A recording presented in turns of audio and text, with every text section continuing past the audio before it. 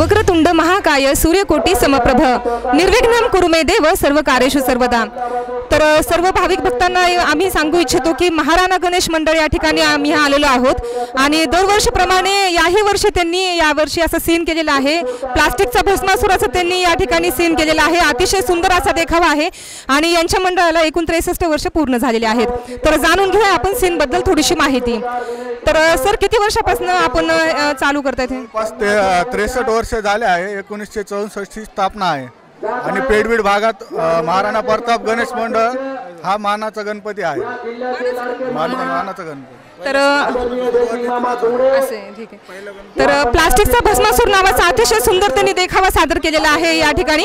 तर तुम्हाला अशी कल्पना का सुचली की आपण प्लास्टिकचं केलं पाहिजे म्हणून असं काहीतरी? स्वच्छतामुळे आणि पृथ्वीला किंवा जनावरांना खूप त्रास होतो याचा। प्लास्टिक वापरतो आपण, कॅरी बॅग वापरतो किंवा बिस्लरीच्या बाटल्या असतात, तर ह्याचा त्रास होतो, त्याच्यामुळे ही कल्पना सुचली। आणि ह्याला तुम्हाला एकूण खर्च किती लागला? ह्याला जवळपास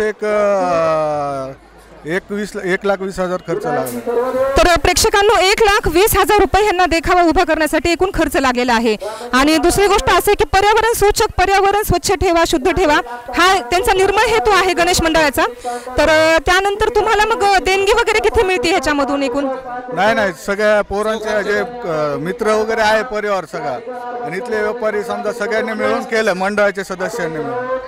तर ह्याचं तुम्ही कॉम्पिटिशन मध्ये वगैरे भाग घेतली होती का आजपर्यंत कुठे, की तुम्हाला जिथे बक्षीस वगैरे मिळालं आहे असं छान? नाही, भाग वगैरे घेत नाही। जे समजा नगरपालिकेकडून समजा ह्याच्याकडून जे बक्षीस होतं ते ह्याच्यात घेतो। तर गणेश भक्तांकडून तुम्ही तिकीट वगैरे काही वसूल करतात का? तिकीट वगैरे नाही, आम्ही 64-63 वर्ष झालेत। आज हर वेळेस सीन ठेवतो, पण एक वेळेस बी 1 रुपया सुद्धा तिकीट न आकारता आम्ही असं सीन ठेवतो पहिल्यापासून।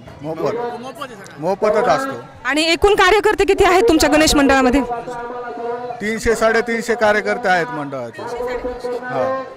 आणि याची तुम्ही असं जाहिरात वगैरे कुठे करतात का की आमच्याकडे सीन आहे? या तुम्हाला रिस्पॉन्स कसा भेटतो गणेश भक्तांकडनं? सगळ्या पेडबीडचे जेवढे मंडळ आहेत सगळे मिळून न्यूजच्या माध्यमातून, फेसबुक, व्हॉट्सअपच्या माध्यमातून सगळ्यांना सांगतो आम्ही। तर लोकशा टीव्हीच्या माध्यमातून तुम्ही काय संदेश देऊ इच्छिता आपल्या बीडकरांना आणि समस्त महाराष्ट्राला? प्लास्टिक जे आहे ते वापरणं कमी करणं म्हणजे नाहीच पाहिजे। त्यांनी काय होतं, बाहेर जनावर वगैरे असतात ते खातात, तर म्हणजे हे होतात, समजा त्यांना प्रॉब्लेम येतात। प्लास्टिक मुक्त झालं पाहिजे। तर लोकशा टीव्हीच्या माध्यमातून आमच्याकडनं तुम्हाला तुमच्या पुढील कार्यासाठी खूप खूप शुभेच्छा। तुम्ही असेच समाज कार्य करत राहा, समाज संदेश देत राहा आणि तुमच्या पुढील कार्याला खूप खूप शुभेच्छा।